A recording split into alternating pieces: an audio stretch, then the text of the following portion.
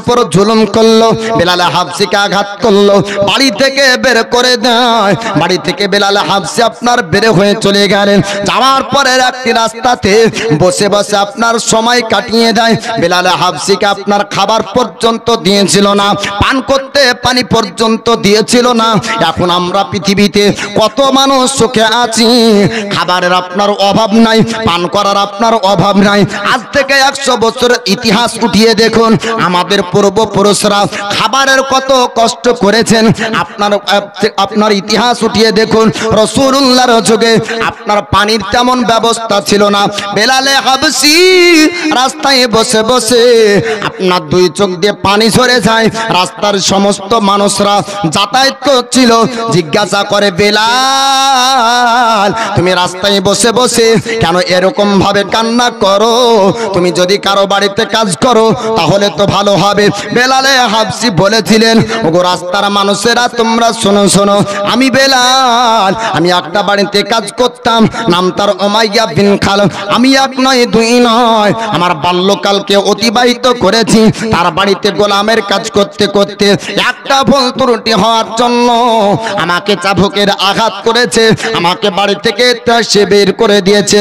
কিন্তু রাস্তার কোনো মানুষ বেলালে হাবশির কাছে আপনার থামলো না, কেউ খাবারের ব্যবস্থাও করলো না। আল্লাহর নবী হাবিবুল্লাহ পয়গম্বরে আজম দয়ার মুস্তাফা উম্মতের দরদি নবী আমার বেলালে হাবশির কাছে আপনার গেলেন। যাওয়ার পরে ডাক দিয়ে বলে, বেলাল একটু তুমি বলো বলো রাস্তাতে কেন কান্না করো? তুমি তো একটা গোলাম, কারো বাড়িতে যদি গোলামের কাজ করো তবে তো তুমি খেতে পাবে, তুমি পান করতে পাবে। বেলালে হাবশি বললেন, ওগো সুন্দর চেহারার অধিকারী মানুষ, আপনার মতন কোন ব্যক্তিকে আজ পর্যন্ত বেলালের চোখ দেখেনি। জোরে বলুন সুবহানাল্লাহ। আল্লাহ পাক আল্লাহ তাআলা আমার রাসূলকে এমন রূপ চেহারা দান করেছিলেন, আল্লাহর নবীর চেহারার মতন কিয়ামত পর্যন্ত কোন মানুষের চেহারা আল্লাহ পাক দিবেন না। যুগে যুগে একজন করে নবী এসেছে, কিন্তু নবীর চেহারার সঙ্গে সাধারণ মানুষের চেহারার মিল হবে না। জোরে বলুন সুবহানাল্লাহ। আল্লাহর নবীর চেহারাকে দেখার পর বেলাল হাবশি বললেন, হুজুর রাস্তা দিয়ে কত মানুষ পার হয়ে গেল, সবাই জিজ্ঞাসা করল আমাকে, কিন্তু কোনো ব্যক্তি আমার সামনে দাঁড়ায় না। আমার মনের দুঃখ সবাই শুনে আমার কথা শুনলো, শোনার পরে তারা ঠাট্টা মজাক করে হাসতে হাসতে চলে যায়। হুজুর আপনি বলুন বলুন আপনার পরিচয় সম্পর্কে জানতে চাই। আল্লাহর নবী হাবিবুল্লাহ তিনি আপনার বললেন, বেলাল গো একটু তোমার পরিস্থিতি জানিয়ে দাও, তুমি রাস্তাতে কেমন এমন ভাবে কান্না করো? বেলাল হাবশি বললেন, হুজুর আমার বাপ দাদু যেই বাড়িতে গোলামের কাজ করলো এতদিন ধরে, আমি ওই বাড়িতে গোলামের কাজ করতাম, কিন্তু হঠাৎ আমার শরীর খারাপ হয়ে যাওয়ার কারণে মেহমানের খাবার করতে পারিনি, আমাকে আঘাত করলো, চাবুকের আঘাত করে করে আমাকে বাড়ি থেকে তারা বের করে দিল।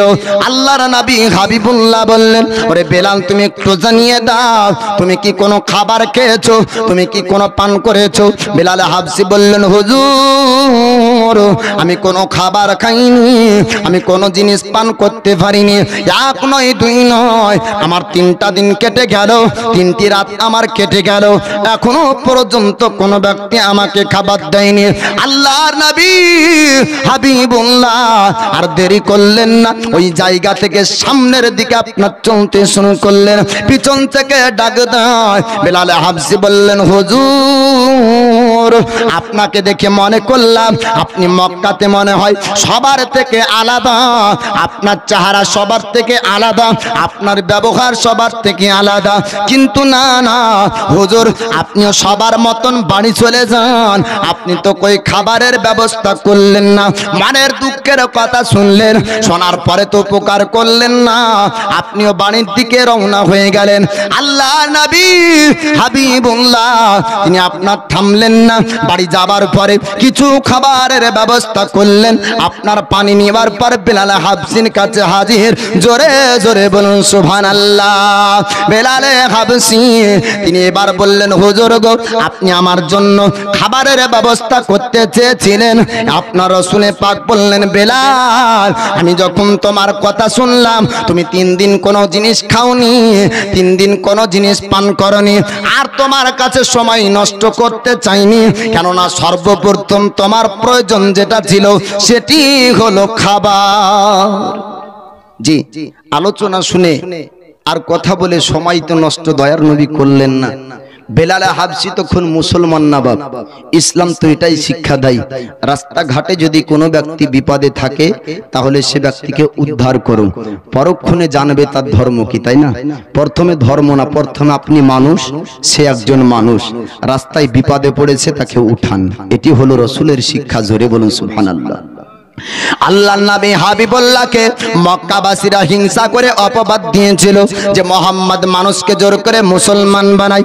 না না, মোহাম্মদ জোর করে মুসলমান বানাননি। আল্লাহর নবী হাবিবুল্লাহ শিক্ষা দিয়েছেন, রাস্তাতে অসুবিধার কারণ যদি থাকে ওইগুলাকে হটিয়ে দিতে হবে। আমার রাসূলুল্লাহ শিক্ষা দিয়েছেন, রাস্তায় যদি কোনো কাঁটা থাকে কাঁটাকে সরিয়ে দাও। রাস্তাতে হিন্দু চলবে, রাস্তায় খ্রিস্টান চলবে, রাস্তায় বৌদ্ধ চলবে, রাস্তায় মুসলমান চলবে, রাস্তায় বিভিন্ন ধর্মের মানুষ চলবে। আল্লাহর নবী হাবিবুল্লাহ বললেন না যে রাস্তায় মুসলমান চলবে ওই রাস্তার কাঁটা সরিয়ে দাও, যে রাস্তায় মুসলমান চলবে ওই রাস্তার অসুবিধার জিনিস হটিয়ে দাও। না না, আমার রাসূল এমন কথা বলেননি।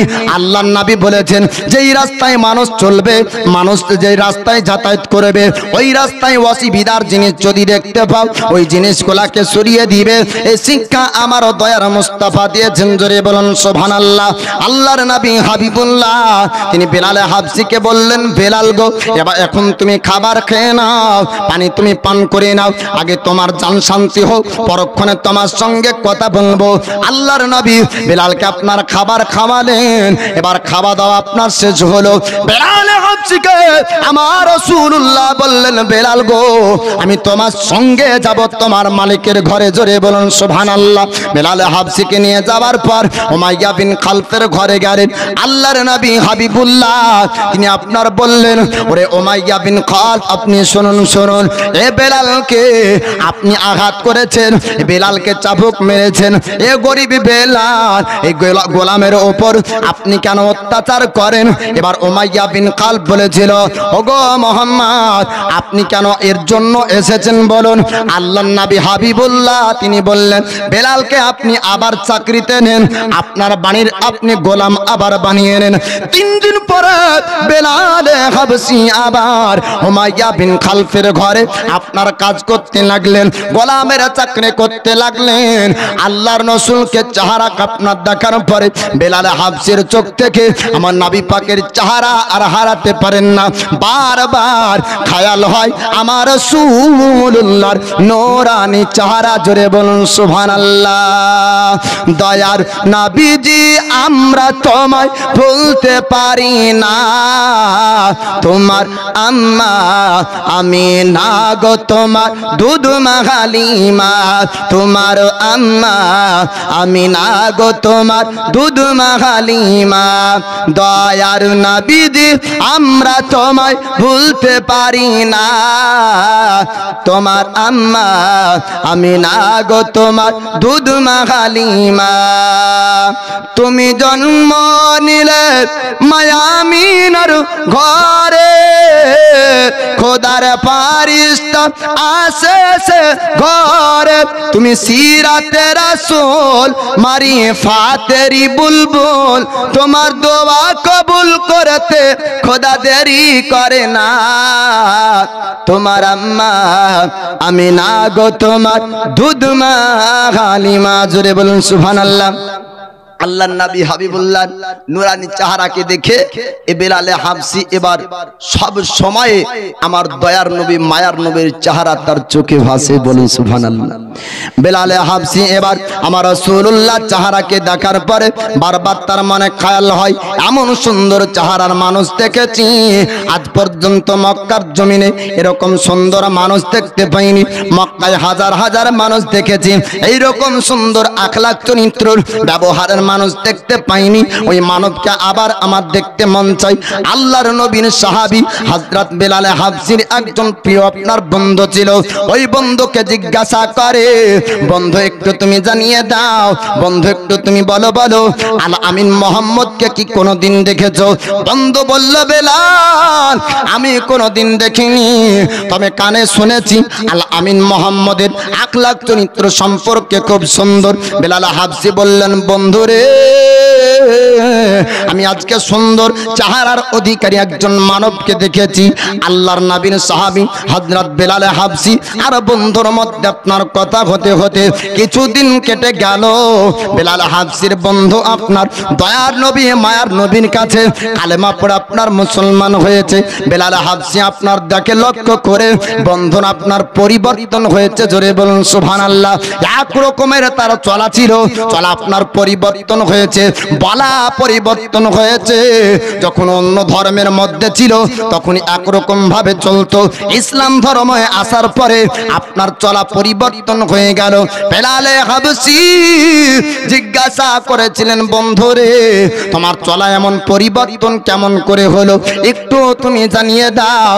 বেলালে হাবসির বন্ধু বলেছিলেন, বন্ধু বলবো, তবে একটা কথা তোমাকে বলতে হবে, তুমি খবরদার খবরদার তোমার মালিককে যেন জানিয়ে দিবে না, খবরদার কোনো ব্যক্তির কাছে প্রকাশ করবে না। কেন না ওই সমাজে সর্দারদের উপরে আপনার কড়াকড়ি ভাবে আপনার আইন জারি করা হয়েছিল। যেই সর্দার গোলাম মুসলমান হয়ে যাবে ওই সর্দারের ওপর একটা আপনার শাস্তি আপনার তারা দিবে। মক্কার সমস্ত সর্দারেরা তারা আপনার মায়দা করে সিদ্ধান্ত করেছিল তাদের গোলাম বান্দিরা যেন মুসলমান না হয়ে যায়। তার জন্য এবার বেলালে হাবসির বন্ধু বলে, ওরে বেলাল আমি তোমাকে বলবো, কিন্তু খবরদার তোমার মালিককে যেন বলবে না, কাউকে এই খবরটা তুমি জানিয়ে দিবে না। বেলালে হাবসি বলেছিলেন, বন্ধু আমি তোমাকে কথা দিলাম আমি কারোর সামনে বলবো না, তবে তুমি আমাকে জানিয়ে দাও কোন ব্যক্তির কাছ থেকে তুমি পরিবর্তন হয়েছো, কে তোমায় পরিবর্তন করলো? আল্লাহর নবীর সাহাবী ওই সময় বললেন, বেলাল যাকে আল আমিন মোহাম্মদ বলে মক্কাবাসীরা জানতো। জোরে বলুন সুবহানাল্লাহ। উনি আল আমিন মোহাম্মদ শুধু না, উনি হচ্ছেন কুরাইশ ব্যক্তির কুরাইশ বংশের খালি মোহাম্মদ না, আল্লাহ পাক আল্লাহ তাআলা পৃথিবীর জমিনে আখেরি পয়গম্বর করে দুনিয়ার বুকে পাঠিয়েছেন। তিনি হচ্ছেন হাবিবুল্লাহ ইমামুল আম্বিয়া। আল্লাহ পাক আল্লাহ তাআলা 1,24,000 মতান্তরে 2,24,000 নবীগণকে আপনার পৃথিবীর জমিনে পাঠিয়েছেন। প্রত্যেক নবীগণের ইমাম যিনি, তিনি হচ্ছেন দয়ার নবী মুস্তাফা। জোরে বলুন বন্ধুরে, আমি যখন ওই নবীর কাছে গেলাম, আমি কালমা পড়ে মুসলমান হলাম। আল্লাহর পবিত্র কোরআনের আয়াত শুনে শুনে আমার অন্তর পরিবর্তন হলো। আল্লাহর পবিত্র কোরআনের আয়াত শুনে শুনে আমি পরিবর্তন হয়েছি। আমার দয়ার মুস্তাফা আমাকে পরিবর্তন করেছে, আমার চলা পরিবর্তন হয়েছে, আমার বলা পরিবর্তন হয়েছে, আমার সমস্ত পরিবর্তন করেছেন আমার দয়ার নবী মুস্তাফা। জোরে বলুন। এবার বেলাল হাবসি বললেন, বন্ধুরে আমি ও ব্যক্তিকে একবার দেখতে চাই যার কাছ থেকে তুমি পরিবর্তন হয়েছো। এবার বন্ধু বললেন, বেলাল গো তুমি কি আমার সঙ্গে যাবে? বেলালে হাবসি বললেন, হ্যাঁ হ্যাঁ আমি তোমার সঙ্গে যাব।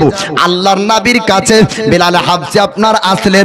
রাসূলুল্লাহ নূরানী চেহারাকে দেখার পর আপনার বন্ধুকে বললেন, বন্ধুরে আমি উত্তম চেহারার অধিকারী মানব দেখেছিলাম, সুন্দর চেহারার অধিকারী মানুষ দেখেছিলাম। অন্য কোনো ব্যক্তি না, অন্য কোনো ব্যক্তি না, তিনি আল্লাহর হাবিব মুহাম্মাদুর রাসূলুল্লাহ। বেলাল হাবসি বলছে, ওরে বন্ধু আমি তোমাকে বলেছিলাম সুন্দর চেহারার মানব একটা দেখেছি, সুন্দর আখলাক চরিত্রের মানুষ একটা দেখেছি, সুন্দর মনের মানুষ একজনকে দেখেছি, অন্য কেউ না, যিনি হচ্ছেন আখেরি নবী, উনি হচ্ছেন উত্তম চেহারার অধিকারী বেলালের সঙ্গে সাক্ষাৎকারী ব্যক্তি। জোরে বলুন সুবহানাল্লাহ। বেলাল হাবসি বললেন, হুজুর আপনার কাছে কালেমা পড়ে মুসলমান হবার পর আমার বন্ধ পরিবর্তন হয়েছে, আমি আপনার কাছে এসেছি, আমি কালেমা পড়তে চাই, নিজের জীবনকে পরিবর্তন করতে চাই, সুন্দর ধর্ম আমি গ্রহণ করতে চাই, ইসলাম ধর্মকে গ্রহণ করতে চাই। আল্লাহর নবী হাবিবুল্লাহ তিনি বললেন, বেলাল গো একটু তুমি জানিয়ে দাও, তুমি কি স্বেচ্ছায় ইসলাম ধর্ম গ্রহণ করবে? বেলাল হাবসি বললেন, হুজুর আমি স্বেচ্ছায় ইসলাম ধর্ম গ্রহণ করব, আল্লাহর পবিত্র কোরআন আপনার কাছ থেকে শুনব। আল্লাহ পাক আল্লাহ তাআলা আপনার লৌহে মাহফুজ থেকে আমার রাসূলুল্লাহর উপর পবিত্র কোরআন নাজিল করতেন। আমার দয়ার নবী মায়ার নবী হযরত বেলালকে কালেমা পড়িয়ে দিলেন, মুসলমান হয়ে যায়। মুসলমান হবার পরে আল্লাহ পাকের পবিত্র কোরআন থেকে আয়াত আপনার তিলাওয়াত করতে করতে হযরত বেলাল হাবসিকে আপনার শোনাতেন। আজ আমরা মাওলানা বক্তব্য দিই, স্টেজে আপনার মাহফিলে মানুষ কম, জিলাপির দোকানে আপনার মানুষ বেশি, ঠিক না ভুল? আল্লাহর নবী যখন আল্লাহর পবিত্র কোরআন তেলাওয়াত করতেন, আপনার জীবনে ওয়াকিয়ার মধ্যে পড়েছি, আমার রাসূল কোরআন তেলাওয়াত করতেন, কাফেরের বাড়ি থেকে মহিলারা ভিড় করত, বাচ্চারা ভিড় করত, কুরাইশেরা ভিড় করত, মক্কাবাসীরা ভিড় করত, শুধু মানুষ না জঙ্গলের পশু পাখিরা পর্যন্ত আমার রাসূলুল্লাহর কোরআন শোনার জন্য ভিড় করত। জোরে বলো।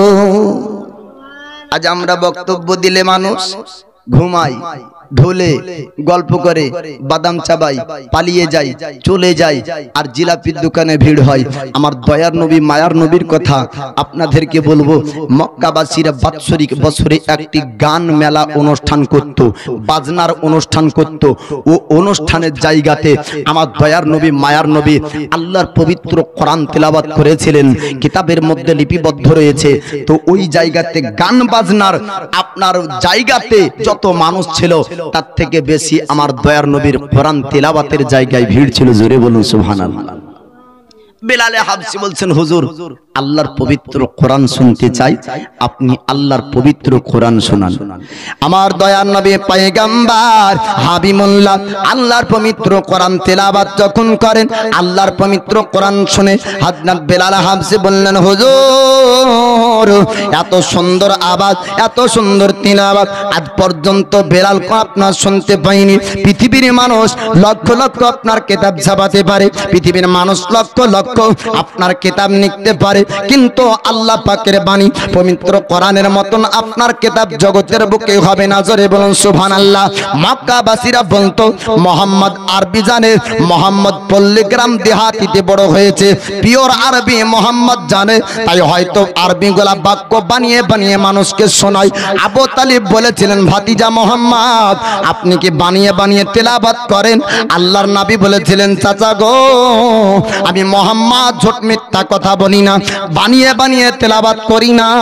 আমার আল্লাহ পাক আল্লাহ তাআলা জিবরিলের মারফতে লাউহে মাহফুজ থেকে আমার উপর কোরআন অবতীর্ণ করে। জোরে বলুন সুবহানাল্লাহ।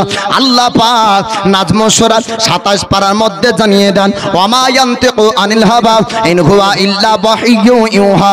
আল্লাহ পাক বলেছেন, মোহাম্মদ আপনার আল্লাহ পাক বলেছেন, হাবিব মিথ্যা কথা বলেন না, মন গড়া কথা বলেন না, বানিয়ে বানিয়ে কথা বলেন না, বরং ওটাই বলেন যেটাই আমি আল্লাহ তার উপর ওহী করি। আমার রাসূলুল্লাহ জীবনে যা কিছু বলেছেন প্রত্যেক কথাগুলা আমার আল্লাহ পাকের ইচ্ছার কথা। জোরে বলুন সুবহানাল্লাহ।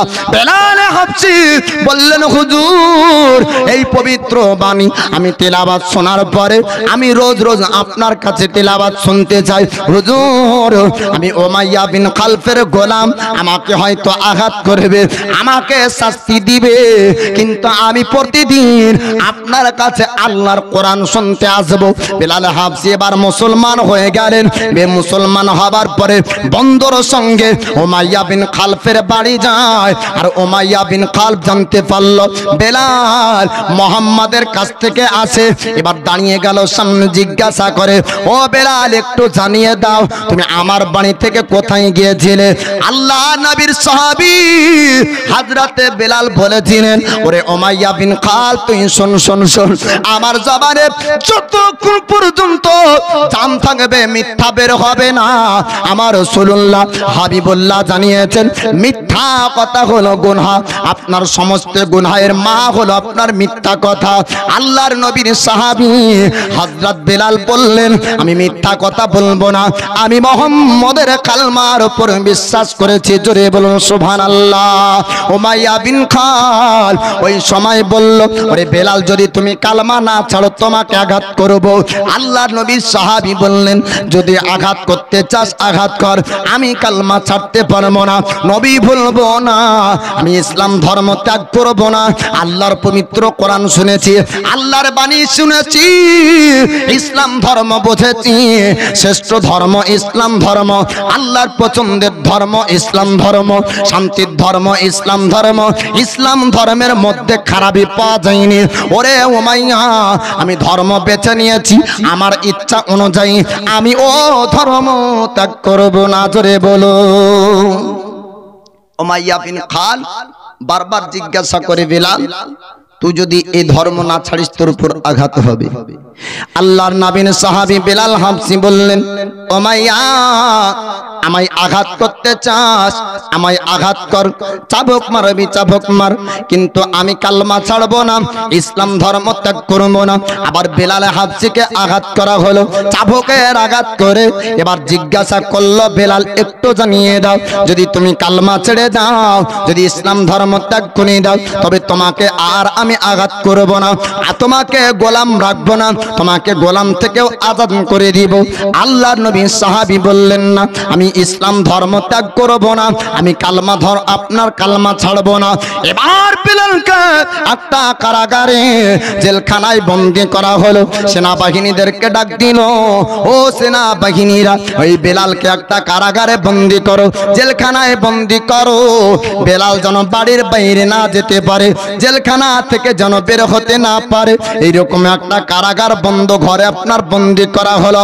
আল্লাহর নবীর সাহাবী হযরত বিলাল তিনি আপনার কারাগারে বন্দী থাকলেন। কিছুদিন আপনার কেটে গেল, আমার রাসূলুল্লাহর মহব্বতের টান আপনার উঠেছে। আপনার বেলাল হাবশী জেলখানা কারাগার থেকে আমার রাসূলুল্লাহর কাছে যাবেন। রাতারাত্রিতে গভীর রাত যখন হয়ে গেল, অনেক চেষ্টা করার পরে কারাগার জেলখানা থেকে আপনার বের হতে পারলেন। আল্লাহ নবীর কাছে গেলেন, যাবার পরে বলে, হুজুর কয়েকদিন আমি কারাগারে বন্দী ছিলাম গো হুজুর, আমার পিঠে চাবুকের আঘাত করেছে, আমাকে অনেক আঘাত করেছে, মেরেছে। ইয়া রাসূলুল্লাহ, ইয়া হাবিবাল্লাহ, ওগো আল্লাহর নবীজি, আমাকে খাবার পর্যন্ত তারা দেয়নি, পান করতে দেয়নি, আমি সব সময় কালেমায়ে তৈয়ব পড়েছি। জোরে বলো। আল্লাহর নবী হাবিবুল্লাহ বেলাল হাবশীকে খাবার খাওয়ালেন, পান করালেন। আল্লাহর নবীর সাহাবী বলে, হুজুর আল্লাহর পবিত্র বাণী শুনতে চাই। আল্লাহ পাকের বাণী পবিত্র কোরআন আপনার শোনানো হলো, হাদিসের বাণী আপনার শোনানো হলো। বেলাল হাবশী বলে, হুজুর যদি আবার উমাইয়া বিন খালফ জানতে পারে আমাকে আবার আঘাত করবে, রাতারাত্রিতে আমি কারাগারে চলে যাব, রাতারাত্রিতে জেলখানায় চলে যাব। রাস্তায় চলতে লাগলে বেলাল হাবশী কারাগার জেলখানায় যাওয়ার জন্য রাস্তায় দাঁড়িয়ে উমাইয়া বিন খালফ সেনাবাহিনীদেরকে নিয়ে আপনার দাঁড়িয়েছিল।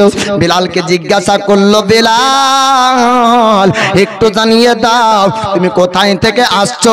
বেলাল হাবশী সত্য কথা বলে, ও মালিক উমাইয়া, আমি রাসূলুল্লাহর কাছে গিয়েছিলাম আল্লাহর পবিত্র কোরআন শোনার জন্য, আমি নবীর কাছে গিয়ে গিয়েছিলাম হাদিসের বাণী শোনার জন্য, আমি ইসলামের শিক্ষা বর্জন করার জন্য। উমাইয়া বিন খালব বলল, ওরে বেলাল শোন শোন, যদি তুই কালমা না ছেড়ে দিস, ইসলাম ধর্ম ত্যাগ যদি না করিস, তবে তোকে আবার আঘাত করব। বেলালে হাবশি বলেছিলেন, ওরে উমাইয়া শোন শোন, আমাকে যত আঘাত করবি তুই কর, কিন্তু আমি রাসূলুল্লাহ ভুলব না। এ হলো নবীর প্রেম। আল্লাহর নবী বলছেন, লা ইউমিনু আহাদুকুম হাত্তা আকুনা আহাব্বা ইলাইহি মিন ওয়ালিদিহি ওয়া ওয়ালাদিহি ওয়ান নাসি আজমাইন, রাওয়াহুল বুখারী।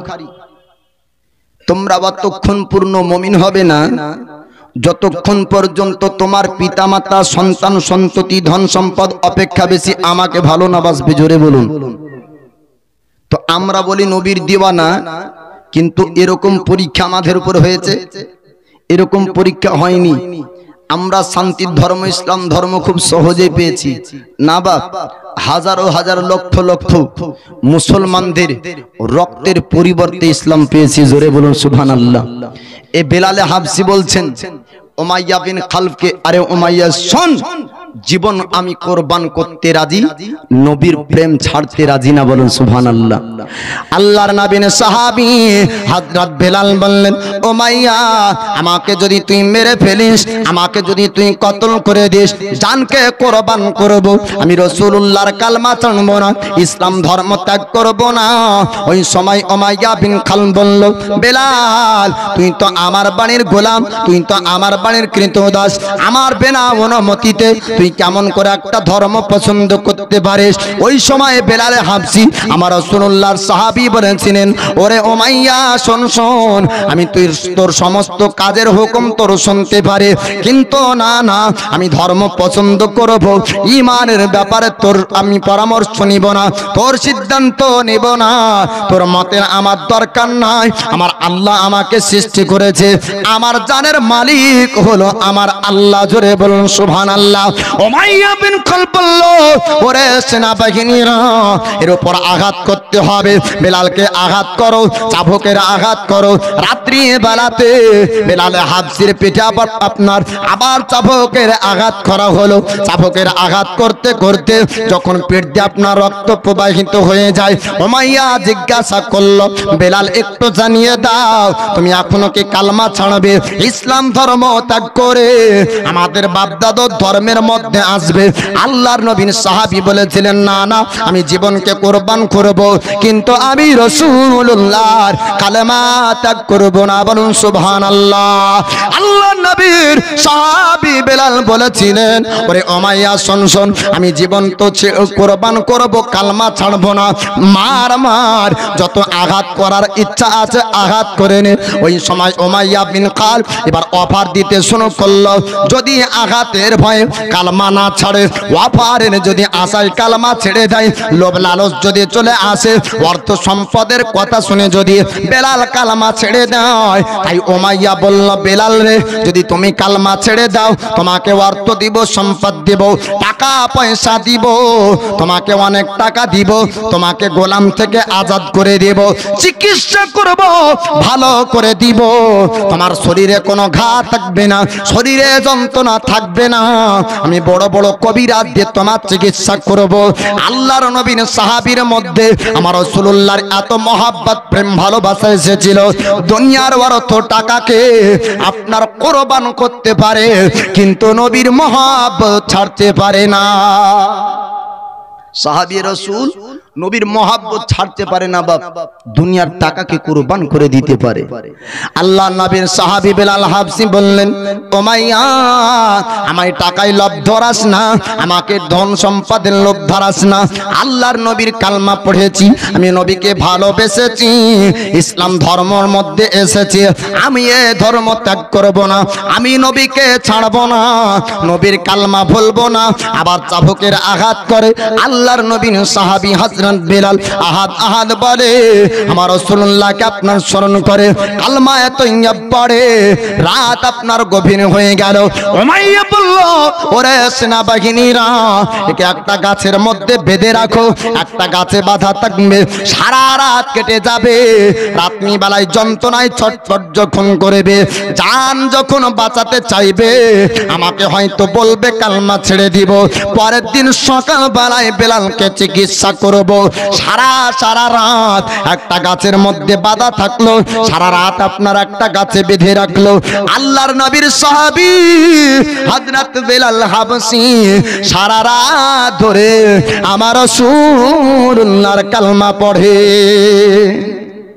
সারা রাত গাছে বাঁধা দয়ার নবী মায়ার নবীর কালেমার বাণী পড়ছেন আহাদ আহাদ শব্দ ব্যবহার করে হযরত বেলাল হাবশী রাত আপনার অতিবাহিত করে দেন আপনার সকাল হয়ে গেল উমাইয়া বিন খালদ ওই পাপী আপনার জালিম ওই যে আপনার জালিম সর্দার আবার সেনাবাহিনীকে নেবার পর বেলাল হাবশীর কাছে আপনার চলে গেল মরুভূমির কাছে বেলাল হাবশীকে আপনার বাধা হয়েছিল আল্লাহর নবীর সাহাবী বেলালকে জিজ্ঞাসা করলেন বেলাল রে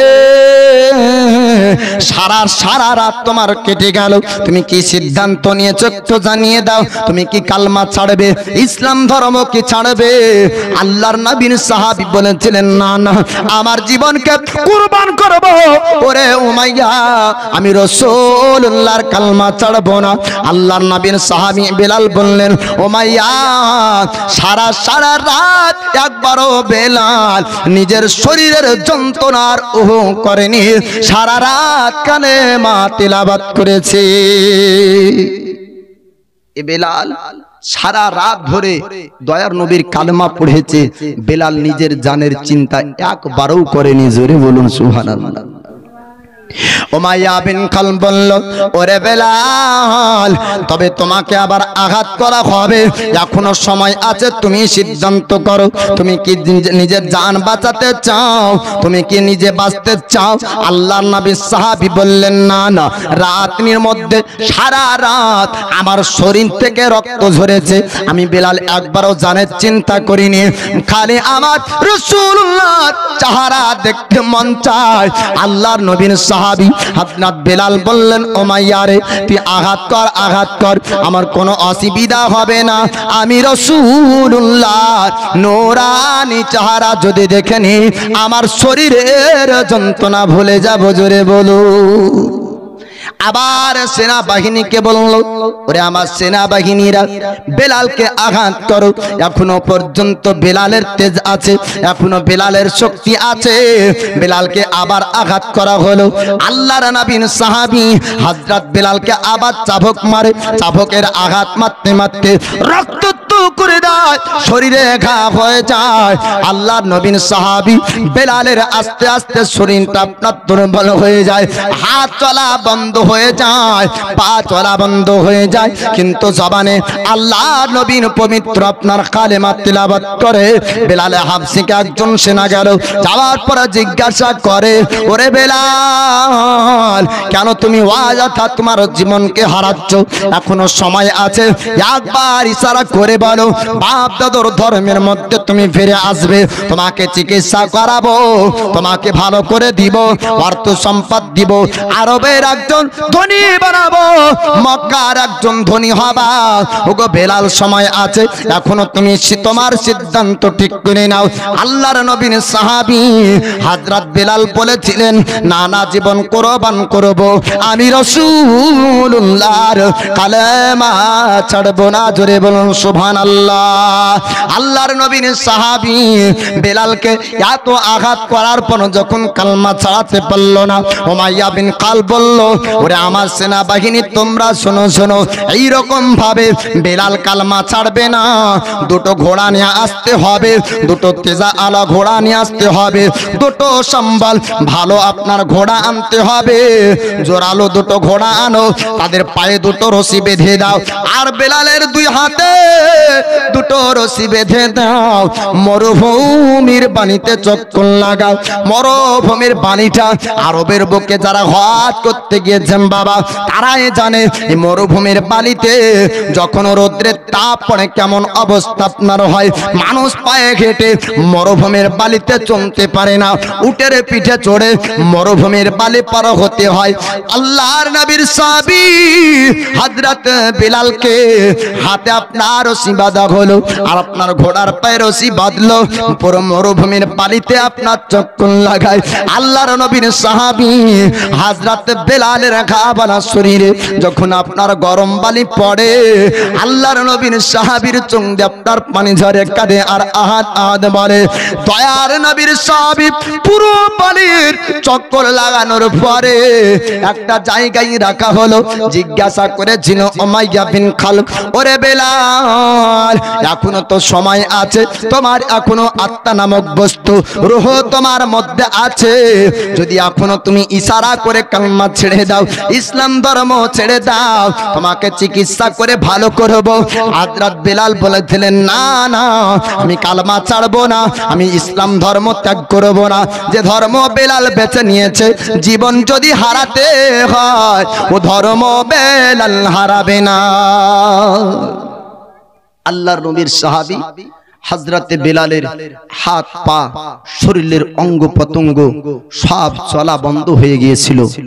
আল্লাহর নবীর সাহাবী হযরত বেলাল ইশারা করে বলেছিলেন, উমাইয়া রে, আমি সব দিতে পারি জীবনের, কিন্তু আমি কালেমা ছাড়তে পারবো না, ইসলাম ধর্ম ত্যাগ করতে পারবো না।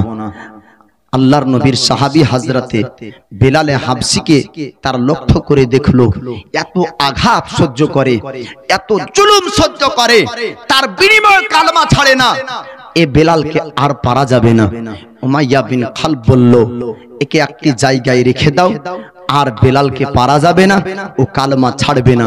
একটি বড় পাথর আনা হলো, বেলাল যেন উঠে না চলে যেতে পারে, বেলাল যেন পালিয়ে না যেতে পারে, বেলাল যেন আবার সুস্থ না হয়ে যায়, এর বুকে একটা পাথর চেপে মরুভূমির বালিতে রেখে দাও। এই পাথর চাপানো থাকতে থাকতেই সে মারা যাবে, এমন তার মনের পরিকল্পনা উমাইয়া বিন খালফের। উমাইয়া বিন খালফ বলল, ওমা সেনা বাহিনীরা একটা বড় পাথর নিয়ে আসো, আর বেলালের বুকে চাপিয়ে দাও। আল্লাহর নবীর সাহাবী হযরত বেলালের বুকে মরুভূমির বালিতে আপনার বড় একটা পাথর চাপানো হলো। বড় পাথর চাপিয়ে সেনা বাহিনীদেরকে বলল, তোমরা চলো এবার বাড়ি চলে যাই, বেলালকে আর পারা যাবে না, বেলাল আর কালমা ছাড়বে না। এত আঘাত যখন সহ্য করেছে, জীবন বের হয়ে যাবে, সেই ব্যক্তি মারা যাবে, কিন্তু কালমা ত্যাগ করবে না, ইসলাম ধর্ম ছাড়বে না। উমাইয়া বিন খালফ যখন পারল না, আল্লাহ নবীর সাহাবী হযরত বিলাল আপনার বুকে পাথর নিয়ে আমার রাসূলুল্লাহর কালমা তেলাওয়াত করে। ওই সময়তে আমার রাসূলুল্লাহর একজন শ্রেষ্ঠ সাহাবী, তার নাম হলো আবু বকর সিদ্দিক, তিনি ব্যবসা করে বাড়ির দিকে রওনা হয়। পিছন থেকে একজন রমণী ডাক দিয়ে বললেন, ওগো নবীর সাহাবী আবু বকর, একটু দাঁড়িয়ে যান, একটু দাঁড়িয়ে যান। আল্লাহর নবীর সাহাবী লক্ষ্য করলেন রমণীর আওয়াজ, মহিলা আওয়াজ দেয়, আমাকে দাঁড়াতে বলে কারণ কি? আল্লাহর নবীর সাহাবী আবু বকরকে বললেন, ওগো নবীর সাহাবী, আপনি একটু শুনুন, শুনুন, আপনাদের সঙ্গের একজন সাথীকে, আপনাদের এক বন্ধুকে, আপনাদের মধ্যে একজন সাহাবীকে আমার আব্বা অন্যায় ভাবে কষ্ট দেয়, আমার আব্বা অন্যায় ভাবে মারে। যেই ধর্মের ব্যক্তি হোক না কেন, মানুষের কারো কারো আপনার মানবী ব্যবহার ভালো থাকে, ঠিক না? সব ধর্মের মানুষই মানে খারাপ না। অনেক ধর্মে, খ্রিস্টান ধর্মের কিছু মানুষ আছে তার মানবী ব্যবহার ভালো আছে, নাই? হিন্দু ধর্মের অনেক মানুষ আছে তার ব্যবহার এমনি ভালো আছে।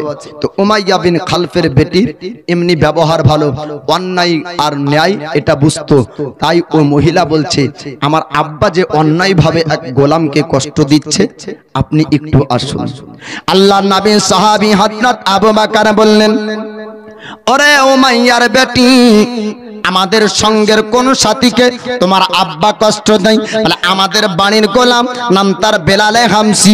বেলালে হাবশীকে আমার আব্বা অন্যায় ভাবে কষ্ট দেয়, আমার আব্বা অন্যায় ভাবে আঘাত করে।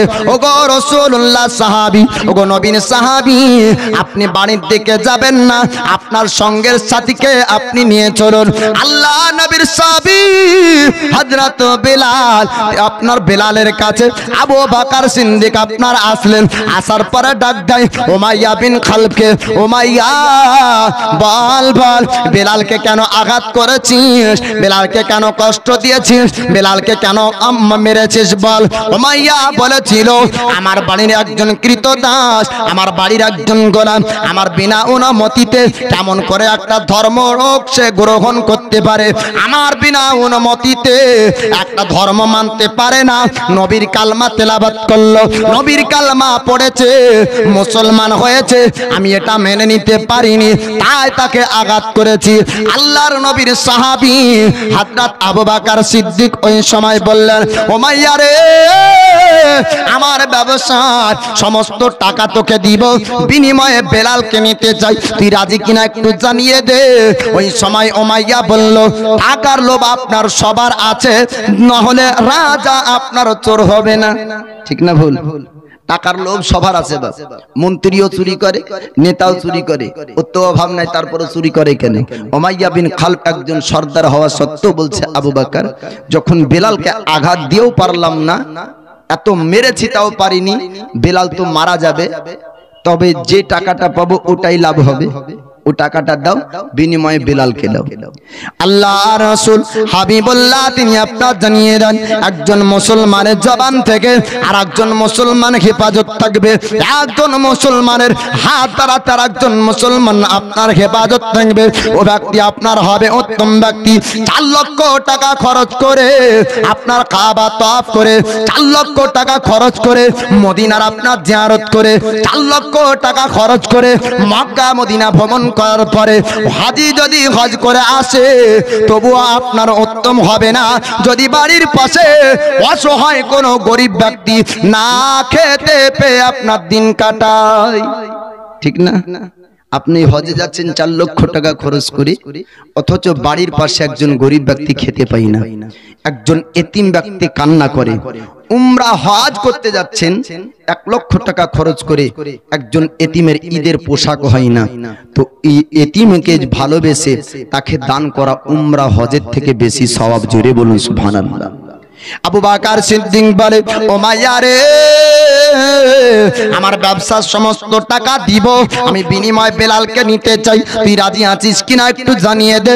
ওই সময় উমাইয়া বলল আবু বকর, আপনার ব্যবসার সমস্ত টাকা যদি আপনি আমাকে দিয়ে দেন, আপনাকে বিনিময়ে বেলালকে দিব, অসুবিধা নাই। আল্লাহর নবীর সাহাবী হযরত আবু বকর সিদ্দিক সমস্ত আপনার টাকা পয়সাগুলো আপনার দিয়ে দিলেন। টাকা পয়সা দিয়ে দিয়ে বেলালে হাবশীকে আপনার নিয়ে নেন। বেলালে হাবশী আজাদ হয়ে গেল। আল্লাহর নবীর সাহাবী আবু বকর কাঁধে করে নিয়ে জিজ্ঞাসা করেছিলেন বেলাল রে, এখন তুমি কোথায় যেতে চাও? বেলালে হাবশী বলেছিলেন আবু বকর, আমি অন্য কোনো জায়গায় যাব না, আমার নিজের বাড়ির দিকেও যাব না, আমি রাসূলুল্লাহর নূরানি চেহারা দেখতে চাই। আল্লাহর নবীর নূরানি চেহারাকে আমি একবার দেখতে চাই, বলুন সুবহানাল্লাহ। আবু বকর সিদ্দিক আমার রাসূলুল্লাহর কাছে এবার বেলালে হাবশীকে আপনার নিয়ে গেলেন। বেলালে হাবশীকে নিয়ে যাওয়ার পর আমার রাসূলুল্লাহকে ডাক দিলেন। আল্লাহর হাবিব হাবিবুল্লাহ আপনার বের হয়ে আসলেন। বেলালে হাবশীকে জিজ্ঞাসা করে, বেলাল একটু তুমি জানিয়ে দাও, এত কষ্ট তুমি সহ্য করেছো, একটু তুমি জানিয়ে দাও, একটু তুমি বলে দাও, ওই কষ্টের সময়তে তোমার কি আঘাত হয়নি, লাগেনি?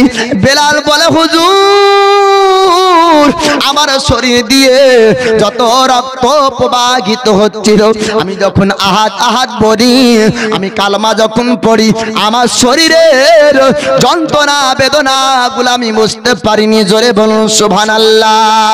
আল্লাহর নবী হাবিবুল্লাহ বেলালে হাবশীর জন্য 2 চোখের আপনার পানি ঝরিয়েছিলেন। বেলালে হাবশীকে আপনার রাসূলুল্লাহ বলেন, ও বেলাল একটু তুমি তোমার শরীরটা দেখে দেখিয়ে দাও। আপনার শরীরটা দেখানো হলো। আল্লাহ পাক আল্লাহ তাআলা আমার দয়ার নবী মায়ার নবীকে এত শক্তি পাওয়ার ক্ষমতা দান করেছিলেন। ডক্টরের চিকিৎসা ফেল হয়ে যাবে, আপনার কবিরাজের চিকিৎসা ফেল হয়ে যাবে, কিন্তু আমার রাসূলুল্লাহ যাকে চিকিৎসা করবে আপনারও চিকিৎসা ফেল হবে না। জোরে বলুন সুবহানাল্লাহ। ডক্টর অপারেশন করার পরে রোগী আপনার মারা যায়, ডক্টর আপনার চিকিৎসা করার পরে রোগীর আপনার রোগ ভালো হয় না। আমার রাসূলুল্লাহ হাবিবুল্লাহ তিনি বললেন, বেলাল গো তোমার শরীরটা একটু দেখিয়ে দাও। জামা খোলা হলো। আমার দয়ার নবী মায়ার নবীজি নূরানি হাত যখন ভুলিয়ে দেন, ও বেলালে হাবশির শরীরের ঘাগুলা ভালো হয়ে যায়। আমার দয়ার নবীর নূরানি হাত ভুলিয়ে দেন, তো আপনার ডক্টরের চিকিৎসা লাগে না, ওষুধ লাগে না, এই হাত ভোলানোতে শরীর ভালো হয়ে যায়। আবু বকর সিদ্দিককে এক নয় দুই না 70 বার আপনার সাপে যখন ছবল মেরেছিল, নবী সামান্য লালা মোবারক লাগিয়েছিলেন, তো ও বিষ পানি হয়ে গিয়েছিল। জোরে বলুন সুবহানাল্লাহ। আর ধোলা বালি সুরমা বানাবো, সেই সুরমা চোখে দিয়ে নবী দেখিব। যে পেয়েছে নবীর দিদার দোজখ হারাম হয়েছে তার। যে পেয়েছে নবীর দিদার দোজখ হারাম হয়েছে তার। দিদার পেতে আশা আমার কবে দেখিব, দিদার পেতে আশা আমার কবে দেখিব। সেই সুরমা চোখে দিয়ে রাসূল দেখিব, মদিনার ধোলা বালি সুরমা বানাবো। সেই সুরমা চোখে দিয়ে রাসূল দেখিব। তোমরা যারা যাও মদিনায়, তোমরা যারা যাও মদিনায়, আমার সালাম দিও রোজায়। জিজ্ঞাসিও নবীজিকে আমরা কবে যাব। জোরে বলুন সুবহানাল্লাহ। মদিনাতে যখন হাজিরা যায় তখন আপনারা সাক্ষাতে মুসাফা করতে যান না, তো তাদেরকে বলবেন যে আমরা বধম যেতে পারবো কি পারবো না, তবে নবীর রওজাতে যখন যাবে তো আমার পক্ষ থেকে সালাম দিও। এই কথাটা আপনারা বলবেন। আল্লাহর নবীর রওজাতে আপনার সালাম যদি পৌঁছিয়ে দেয়, পাঠিয়ে দেয়, দয়ার নবী জিন্দা নবী, নবী মুর্দা না। ওয়াহাবিরা বলে মুর্দা, কিন্তু নবী আমার জিন্দা। জোরে বলুন সুবহানাল্লাহ। তোমরা যারা যাও মদিনায়, আমার সালাম দিও রোজায়। জিজ্ঞাসিও নবীজিকে আমরা কবে যাব। জিজ্ঞাসিও নবীজিকে আমরা কবে যাব। সেই সুরমা চোখে দিয়ে রাসূল দেখিব, মদিনার ধোলা বালি সুরমা বানাবো। মদিনার ধোলা বালি সুরমা বানাবো। সেই সুরমা চোখে দিয়ে রাসূল দেখিব, সেই সুরমা চোখে দিয়ে রাসূল দেখিব। তো আমি বক্তব্য শুরু করার পূর্বে কি বলেছিলাম, যে মিথ্যা অপবাদ মক্কাবাসীরা দিয়েছিল যে নবী জোর করে মুসলমান বানায়। এই বেলালে হাবশি এত কষ্ট সহ্য করেও ইসলাম ছাড়তে চায়নি। ইসলাম ধর্মের মধ্যে এতটাই মজা পেয়েছে, জোরে বলবেন না। বেলালে হাবশি তিনি স্বেচ্ছায় ঈমান এনেছেন নবীর আখলাক, চরিত্র, গুণ, ব্যবহারকে দেখে আর আল্লাহর পবিত্র কোরআন তিলাওয়াতকে শুনে। বেলালে হাবশি যখন অন্য ধর্মের মধ্যে ছিল তখন ছিল গোলাম, তখন চাকরের কাজ করত, ভুল ত্রুটি হলে চাবুকের আঘাত পেত। ইসলাম ধর্ম গ্রহণ করলো, ইসলাম ধর্মে গ্রহণ করলেন তো আল্লাহর নবী হাবিবুল্লাহ তিনাকে শ্রেষ্ঠ মুয়াজ্জিন বানালেন। জোরে বলুন সুবহানাল্লাহ।